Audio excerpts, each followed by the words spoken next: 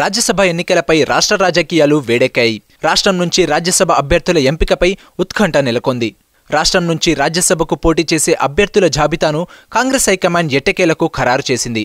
ఈ మేరకు ఇవాళ జాబితాను విడుదల చేసింది. మళ్లీ సీమాంధ్రకు చెందిన ఇద్దరు సిట్టింగ్ అభ్యర్థులకే ప్రాధాన్యత ఇచ్చింది. కేవీపీ రామచంద్రరావు, టి సుబ్బిరామిరెడ్డి, ఎంఏ ఖాన్లకు టికెట్లు ఇస్తున్నట్లు ప్రకటించింది. ఈసారి 3 సీట్లకే కాంగ్రెస్ పోటీ చేయాలని నిర్ణయించింది. మొదటి అభ్యర్థిగా వైఎస్ రాజశేఖర రెడ్డి సన్నిహితుడు, కాంగ్రెస్ అధిష్టానానికి అత్యంత సన్నిహితుడుగా ఉన్న కేవీపీ రామచంద్రరావును తిరిగి రెండోసారి కొనసాగించేందుకు కాంగ్రెస్ అధిష్టానం నిర్ణయించుకుంది. విభజన నేపథ్యంలో అసమ్మతి నేతలను దారిలో పెట్టేలా షరతులు విధించి కేవీపీకి అవకాశమిచ్చినట్లు ప్రచారం జరుగుతోంది. రెండో అభ్యర్థిగా హైదరాబాద్కు చెందిన ఎంఏ ఖాన్ను కాంగ్రెస్ అధిష్టానం ఖరారు చేసింది. తెలంగాణ ప్రాంత నేత కావడంతో పాటు వచ్చే ఎన్నికల్లో ముస్లిం ఓట్లు కాంగ్రెస్కు అనుకూలంగా ఉంటాయని భావించి ఎంఏ ఖాన్కు రాజ్యసభ అభ్యర్థిగా ఛాన్స్ ఇస్తున్నట్లు సమాచారం. కాంగ్రెస్ నుండి మూడో అభ్యర్థిపై రోజంతా సస్పెన్స్ కొనసాగింది.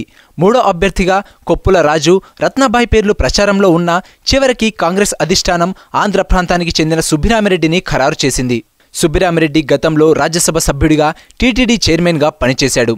వచ్చే ఎన్నికల్లో విశాఖ లోక్సభ స్థానంపై కేంద్ర మంత్రి పురంధేశ్వరి, సుబ్బిరామిరెడ్డిల మధ్య కోల్డ్ వార్ కొనసాగుతుండడం, సుబ్బిరామిరెడ్డి విశాఖ లోక్సభ సీటు కోసం వైసీపీ తీర్థం పుచ్చుకునేందుకు సిద్ధమవడంతో వీటిని దృష్టిలో పెట్టుకుని అధిష్టానం ఆయనకే రాజ్యసభ సీట్ ఇవ్వాలని నిర్ణయించుకున్నట్లు సమాచారం.